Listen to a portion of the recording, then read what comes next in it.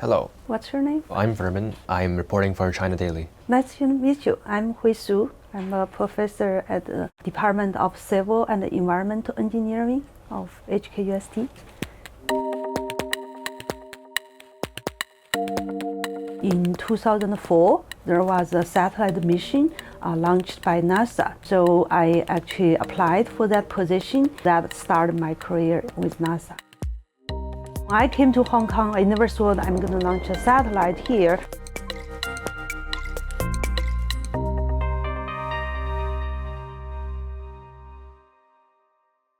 I've heard that you are interested in atmospheric science and satellite remote sensing. How did you first become interested in this relatively niche topic? I actually was born to a family of meteorologists. I grew up in the courtyard of Meteorological Bureau of Sichuan Province. So when I was filling up my college application, meteorology was one of my choices. And actually got into the field of satellite remote sensing was by chance. I wasn't planned to actually study satellites. So I was trained as an atmospheric modeler. So I run numerical models to predict weather and climate. But in 2004, there was a satellite mission launched by NASA to study atmosphere or climate change. So I actually applied for that position. So that was just about 7 months after the satellite was launched. So I joined the team. So that started my career at NASA. So what were the biggest challenges and rewards you encountered when you were working there? I feel actually this excitement of a space mission always make me very inspired. The biggest challenge I feel is the complexity and also the innovation we always need to strive. So that actually takes a lot of efforts, and sometimes a mission won't be successful at the first try. So we have to keep going. So it is a constant setbacks and also kind of challenges we encounter during the process is difficult, but it's also very rewarding. You've received the NASA Exceptional Scientific Achievement Medal in 2010 and 2022, as well as several awards at JPL. What were the key factors to your success in this industry? The importance is to persevere, to never give up. I think one of the important factors to be successful is actually to work with other people. When we worked there, our lab director said, this is not a place for you to just sit in your office, work on your own. You have to reach out to people in all other disciplines. So this collective efforts from all the disciplines like engineering, science, management, system engineers. I think teamwork is one of the key ingredients to be successful. Lots of people believe that this industry is actually very male-dominated. So as a woman in this industry, what's your take on this? And how has that made it easier or harder for you to gain success in this industry? I would say, yeah, you are right. I feel like science, especially very high-tech technology, still have fewer women than men. And when I was at JPL, our team had about 20 people, and I was one of probably the 2 female scientists. Also, when you go up to more leadership positions and more senior management position, the percentage of female getting less and less. Not the best situation we like to see, but it also motivated us to actually encourage a lot of girls to get into science, technology, math, and engineering, the STEM field. And I generally didn't feel a lot of hurdles for me to advance my career. I did get occasionally some questions whether a female leader would be able to assume some important positions. But generally, I feel the culture is changing. Even in US or in China, people actually are promoting this diversity and promoting female scientists to get into those leadership roles. So there's still a lot of work to be done. So what kind of experiments do you do here? We take measurements of the temperature, moisture, and also the particles in the atmosphere. And when it rains, we actually measure the fall speed of the water droplets. So we have an instrument. When the droplets pass through it, we take pictures. You take videos of the falling particles, then you measure the speed they fall. So all this information can be put in models to predict the rainfall better. So what are the goals of this laboratory? So we use all this surface measurement actually to understand better the particle. So we can actually use that information, put it in the numerical models to help better weather forecasts. So you've joined HKUST in 2022. Why did you decide to come back to Hong Kong and work here? There are multiple reasons. So one of the reasons is family reasons. So I want to be close to my folks. They are still in mainland China.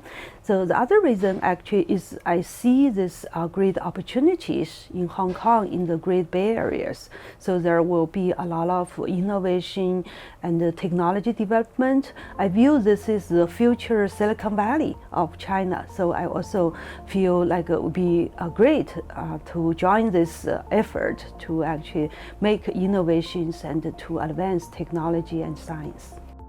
As we all know, AI is gaining huge traction around the world. How has AI and new technologies affected your field in particular? AI has made a tremendous impact in my field, particularly like weather and climate predictions. So we've seen a lot of companies and also institutes work on building this AI weather forecast models. They use artificial intelligence to actually make more accurate and also faster weather predictions and climate predictions. So this is really revolutionized our field.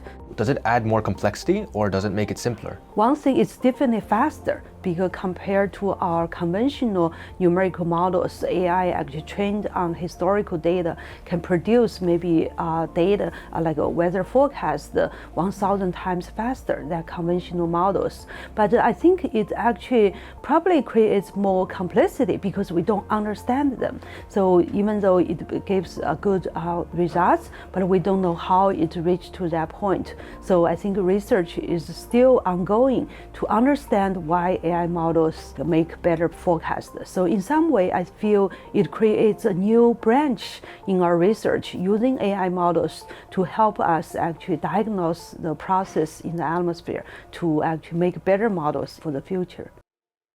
Earlier, you did mention that you saw huge potential in Hong Kong's space industry. Mm-hmm. What do you think is the future of Hong Kong space industry, if any? Yeah, I feel Hong Kong is at this very unique position of connecting China and the rest of the world. And also Hong Kong government actually put a lot of efforts and also investment to grow our space industry. So we are particularly promoting the collaborations between Hong Kong scientists, engineers with mainland China's space institutes, and there are a lot of exciting developments in this field. So in UST, not only we have this satellite project with mainland China to monitor greenhouse gases, our colleagues are also leading efforts to have like robots on the moon to join China's lunar program. So I feel this is really just a starting of exciting space age for our Hong Kong, especially that we serve as this platform to actually bring China's technology to connect with the rest of the world. I'm very confident and also very optimistic this field will grow to a very big like a research area and also for industry. Like for Hong Kong youths who wish to enter the space industry, mm-hmm. What's your advice and what should we do to prepare if we are interested in this? Most important thing is to have like big dreams, because when I came to Hong Kong, I never thought I'm going to launch a satellite here with my colleagues here. So I feel having this big dream and big vision, be very passionate. That's the first thing. And the second is if you want to get into the space industry, of course you need to get a solid training in science, technology, and engineering, math, basically the STEM field. And the other thing is like I mentioned earlier is to be like persistent, persevere, and when there is any setback, problems, and don't give up, and just stick to what you pursue, and eventually you will succeed. Yeah, I think this industry does have huge potential in the future, and I think I will grow up to see this industry mature, and perhaps we'll start seeing more startups as well regarding satellites and stuff. I think this is a really, really like bleeding edge sort of industry, and yeah, there's lots of room for growth. Yeah, thank you. Yeah, I hope you will someday maybe also get into this field and learn a lot of things about our Earth. We can use the satellite technology to really help actually safeguard people's life and safeguard our properties to mitigate and the impact of climate change.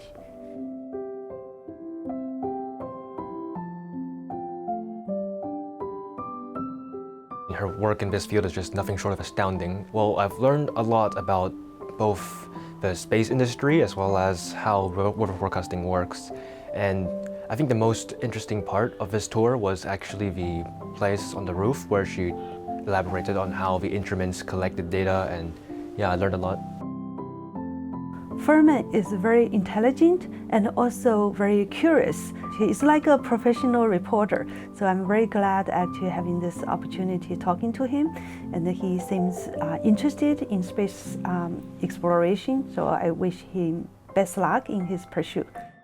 Younger generation is definitely the hope of our future. I actually already feel very confident. I like to share this motto of Jet Propulsion Laboratory where I worked, "Dear mighty things." So I think this is very important actually for young people to actually have this big vision, to have a big dream, so they can actually achieve big things.